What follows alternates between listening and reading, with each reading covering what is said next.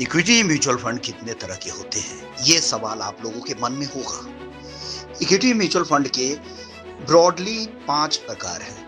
पहला है large cap fund. ऐसा फंड जिसका पैसा देश की ब्लू चिप लिस्टेड कंपनियों में लगता है। दूसरी कैटेगरी है मिड कैप फंड। इन फंड का पैसा देश की मिड साइज की कंपनियां यानी मझोली कंपनियों के शेयरों में इनका निवेश होता है। तीसरी कैटेगरी है स्मॉल कैप फंड, यानी इन फंड्स का पैसा देश की छोटी कंपनियों के शेयरों में होता है। मल्टी कैप फंड, यानी इनके पास हर तरह की कंपनियों में निवेश का विकल्प होता है। इन फंड्स का पैसा लार्ज कैप, स्मॉल कैप और मिड कैप कंपनियों में लग सकता है। ये निर्भर करता है फंड मैनेजर की अपनी सोच समझबूझ पर।